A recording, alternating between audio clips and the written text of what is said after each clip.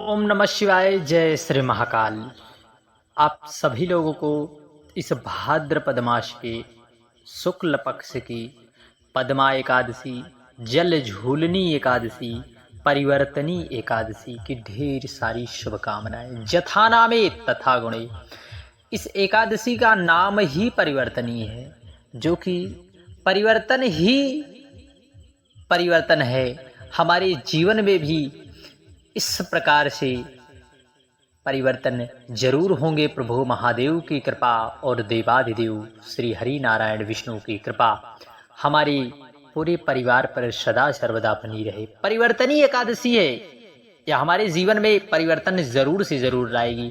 यदि आपके जीवन में दुख ही दुख है, दुख के बादल ही मंडरा रहे हैं सदैव, आप जिस भी कार्य क्षेत्र में मेहनत कर रहे हैं फिर भी आप असफल हो रहे हैं, तो इस परिवर्तनी एकादशी पर पूज्य गुरुजी पंडित प्रदीप मिश्रा जी के बताए गए उपायों को आप जरूर से जरूर एक बार इसका प्रैक्टिकल जरूर करें। श्री शिवाय नमस्तुभ्यम। और साथ ही साथ शनिवार का दिन है, तो शनिवार का दिन भी भगवान शनिदेव को समर्पित है। तो ऐसे में हम सभी लोग काशी विश्वनाथ का नाम, काले तिल वाला दीपक सर्वप्रथम जो है आपको आज शाम दीपक जरूर प्रज्वलित करना है। 7 बजे के बाद दीपदान का विशेष महत्व है एकादशी पर और शनिवार के दिन। यदि भूलवश भी यदि शनिवार के दिन दीपक हम प्रज्वलित कर देते हैं तो मानो हम साक्षात माँ लक्ष्मी की कृपा प्राप्त कर लेते हैं। तो चलिए सबसे पहले हम सभी लोग इस प्रकार से एक एक उपाय को सुनते जाते हैं और समझते जाते हैं। इस प्रकार से आपको एक दीपक तैयार करना है। आपको इसमें डालना है तिल का तेल या फिर सरसों का तेल। आपको इस दीपक को लेकर कहाँ पर पहुँच जाना है? शनिवार का दिन है। आपको शनिवार के दिन हमारे शास्त्रों और पुराणों में पीपल वृक्ष की महत्वता विशेष रूप से बताई गई, इसलिए हम सभी को पीपल वृक्ष की जड़ में एक दीपक जो है जरूर से जरूर समर्पित करना है। अपने हृदय में भगवान नारायण का स्मरण करते हुए, क्योंकि पीपल वृक्ष की जड़ में जो भी व्यक्ति शनिवार यदि दीपदान करता है मानो वह साक्षात माँ लक्ष्मी की कृपा प्राप्त कर लेता है। इसलिए एक पात्र जल समर्पित करते हुए आपको काले तिल युक्त जल और एक दीपक आपको जरूर से जरूर प्रज्वलित करना है। निश्चितता है आपके जीवन में परिवर्तन अवश्य आएगा, कोई साधारण नहीं है एकादशी, परिवर्तनी एकादशी और भाद्रपद मास के शुक्ल पक्ष की एकादशी, क्योंकि इस भादो मास की अंतिम एकादशी है, परिवर्तनी एकादशी है। इसलिए यदि आप व्रत कर रहे हो या नहीं, यदि आप इन उपायों को भी कर लेते हैं पूज्य गुरुदेव के बताए गए, तो निश्चितता है हमारे पितृ हम पर प्रसन्न जरूर होंगे। शास्त्रों और पुराणों में पीपल को जो है वृक्षों का ही स्वरूप माना गया है। वृक्षों के शास्त्रों और पुराणों में पीपल वृक्ष को हमारे पितरों का स्वरूप माना गया है, अर्थात पितरों का यहाँ एक स्थान होता है, पितरों के निमित्त बताया गया है। इसलिए हम सभी को पीपल वृक्ष की जड़ में एक दीपक जरूर से जरूर प्रज्वलित करना है। श्री शिवाय नमस्तुभ्यम। हर हर महादेव। जय श्री महाकाल।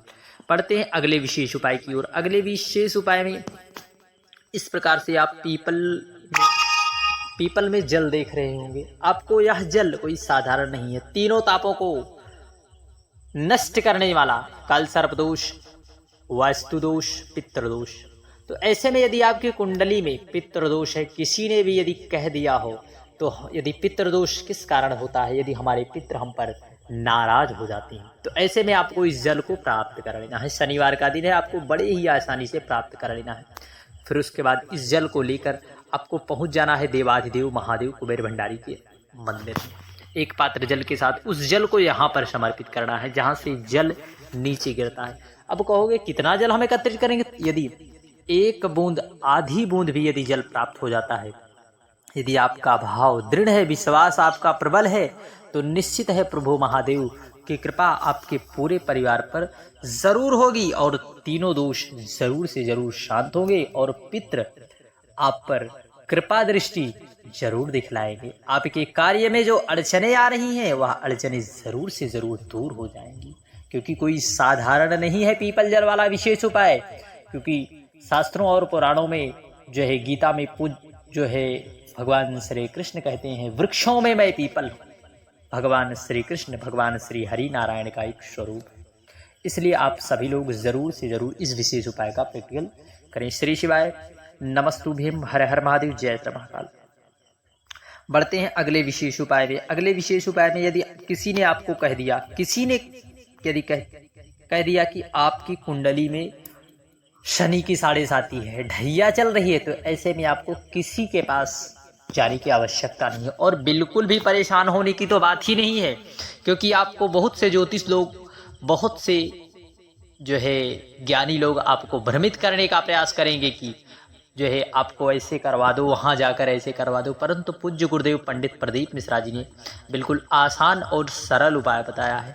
आपको इस प्रकार से काजल की डिब्बी लेना है। इस प्रकार से 5 से 10 रुपए में आती है। यदि भगवान शनिदेव कृपा करे 5 से 10 रुपए में, तो क्या होने वाला है, क्यों हम ऐसे कार्य को नहीं करेंगे। आपको इसको ले लेना है और 21 बार, मान लीजिए आपके घर में कोई बच्चा है, कोई आपके पति है, कोई भी है, मान लीजिए इस प्रकार खड़े हों, आपको घड़ी की दिशा में 21 बार काशी विश्वनाथ का नाम लेना है। कितना? काशी विश्वनाथ का नाम लेकर 21 बार आपको जो है काशी विश्वनाथ का नाम लेकर घुमाना है। और एक खड्डा पीपल वृक्ष के नीचे या फिर किसी पवित्र वृक्ष के नीचे जाकर थोड़ा सा आपको खड्डा खोदना है और वहीं पर डाल देना है। निश्चितता है यदि आप 1 से 2 शनिवार यदि कर लेते हैं और यदि आपका विश्वास प्रबल है, तो भगवान शनिदेव कृपा के देवता हैं, कृपालु हैं, दयालु हैं, वे सब पर कृपा करते हैं, तो निश्चितता है आप पर भी कृपा जरूर करेंगे। परंतु आप लोग जो फंस जाते हो किसी के चक्कर में कि आप ये करवा दो, वो करवा दो, ऐसा आप बिल्कुल भी ना परेशान हो। पूज्य गुरुदेव के मुखारबिंद से कथाओं में बताए गए उपाय यदि आप कर लेते हैं, तो निश्चित है प्रभु महादेव आप पर कृपा जरूर करेंगे। श्री शिवाय नमस्तुभ्यम, हर हर महादेव, जय श्री महाकाल। बढ़ते हैं अगले विशेष उपाय की ओर, जो कि एकादशी की तिथि पर हमें जरूर करना है।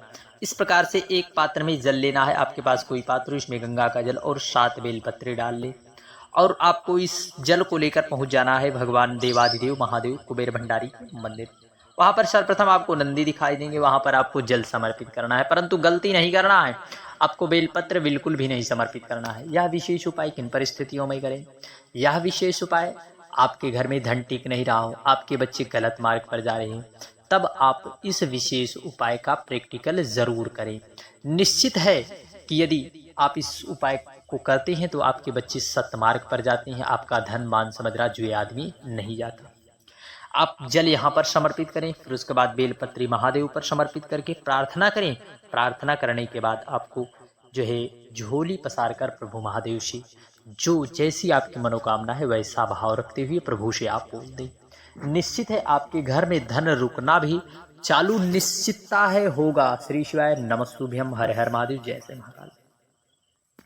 बढ़ते हैं अगले विशेष उपाय की ओर। अगले विशेष उपाय में आपको अपने परिंदे के पास अपने पितरों के निमित्त एक दीप अवश्य प्रज्वलित करना है।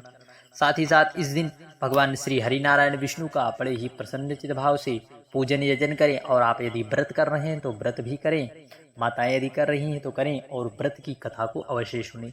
यदि आप पूजन जो है व्रत कर रही हैं, यदि नहीं किसी कारणवश यदि आप उपाय को कर लेते हैं, तो निश्चित है आपके पितर आप पर प्रसन्न जरूर से जरूर होंगे। इसलिए आप सभी को इस उपाय का प्रैक्टिकल जरूर करना चाहिए।